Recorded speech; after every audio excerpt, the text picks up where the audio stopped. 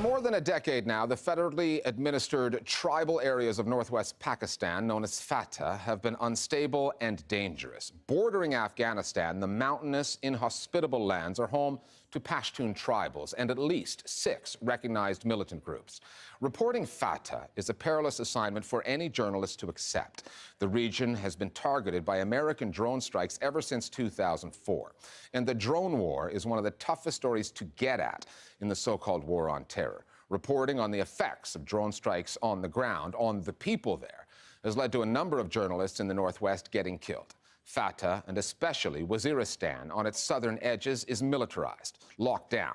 Few reporters even try to go there anymore. The Listening Post's Meenakshi Ravi now with the story of one of them and what he's up against reporting on the state of war in northwestern Pakistan.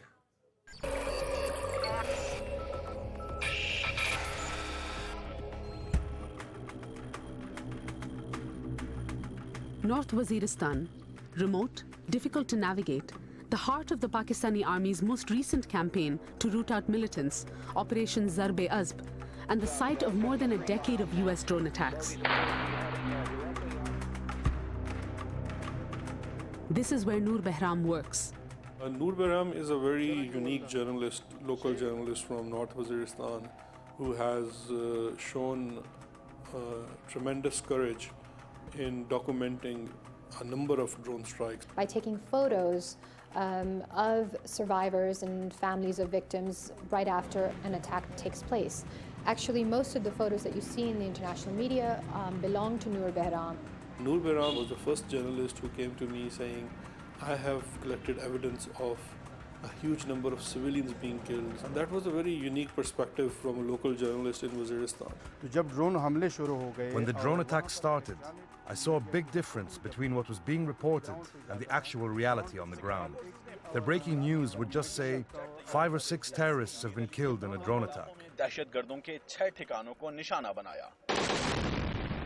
So I took it upon myself to give a voice to all those women and children who were killed. No one could call them terrorists or accuse them of participating in the fighting.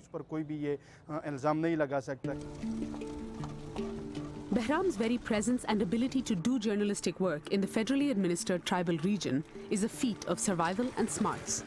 Under the law, almost no local news outlets can operate in Fata. All the newspapers and magazines the locals read are produced on the outside, in Islamabad, Karachi, Lahore, Muzaffarabad, and brought in for distribution. There are no TV outlets based in Fata. There are 3 state-run radio stations and numerous underground radio outfits operating illegally. But journalism that interrogates the militants, the army, the US, co-opted tribes in the region, all of whom have a stake in Fata, is almost non-existent. And then there are the pressures and very real dangers of living and working amidst groups like the Tehreek-e-Taliban Pakistan, the Haqqani network, and elements of ISIL or Daesh. Coverage is terribly difficult, without a doubt. It's tough to get there as a regular Pakistani. It's even tougher to get there as a journalist. And then when you sort of cross past certain areas from mainland Pakistan, well, it becomes a free-for-all. Your safety is not guaranteed. Most journalists who have been killed in the last decade or so in Pakistan have ended up being killed inside these regions. You ask me what are the pressures created by the army, the government and the other intelligence bodies? Firstly, these are all individual players. You cannot consider them as one unit. You cannot prepare for them as one unit. Then there are the Talibs and the dozens of other organizations working here. Al-Qaeda, the Uzbeks, foreign militias, even Daesh. It means there is a constant clash of agendas and someone is always unhappy. And that's why they pressurize us journalists. So for instance, in 2006, Hayatullah Mahsood was killed. He was a journalist who had taken photos of missile parts of American Hellfire missiles. This was at a time when the US and Pakistan were both denying the fact that the US was bombing the tribal areas. And Hayatullah actually took photographs of these fragments and passed them on to a European press agency. The very next day, Hayatullah was disappeared for 5-6 months, and then his body was found shot to death. That was 2006, one of the worst years for the media in Fata, when a total of 3 journalists were killed. And the pattern continued. In 2007, print correspondent Noor Khan, killed by a roadside bomb.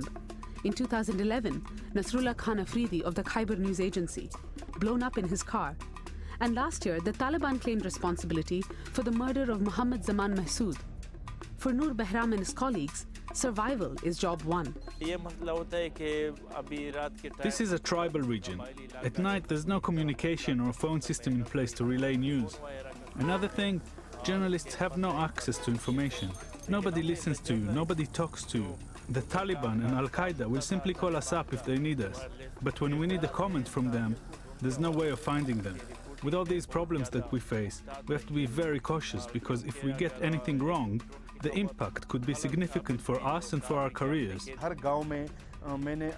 I went and made contact with people in the different villages, and they became my sources. They would notify me whenever there was a drone attack in their area through walkie-talkie systems. They would tell me how many women and children have died, and I would go to the area and gather evidence. No one records how many women and children are killed. Everybody knows which terrorists died and which didn't, but no one asks about the women and children casualties. Keeping track of the dead is a very inexact science.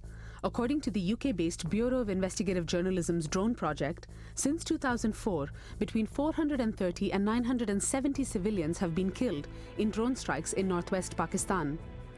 Noor BEHRAM tries to put faces and names to those statistics, turning cold data into real stories. Journalists working in Fata say it's like reporting from inside the crocodile's den. But not everyone is interested, not even in Pakistan. The most unfortunate part of Noor BEHRAM's work has been that it was not appreciated by local outlets. In Pakistani media, this is not a top priority because the mainstream, especially English media, prioritize where their most readership is. So for example, Dawn is the leading English newspaper in Pakistan. Almost 60% to 70% of their readership is in Karachi. So for a person in Karachi, some drone strike happening in a remote area of Waziristan is not a priority. The Pakistani media is facing a lot of threats and a lot of issues from a variety of forces. And so in that context, they have to be very careful in what they report and how they report. So you now have a situation where sometimes media houses will find it easier to publish a wire service report rather than publishing reported stories from their own journalists, and because it's safer. What happens in Waziristan stays in Waziristan. That's been the logic primarily of both the security forces, the administration, as well as the bad guys. Stringers, local journalists are on their own, and they're between a rock and a hard place. The real challenge has been to walk that thin red line between your personal security, the sanctity of the Pakistani state, as well as your personal passion to tell the right story. It's been a very, very difficult story for all of us to tell, whether from mainland Pakistan or whether out in the mountains of Waziristan.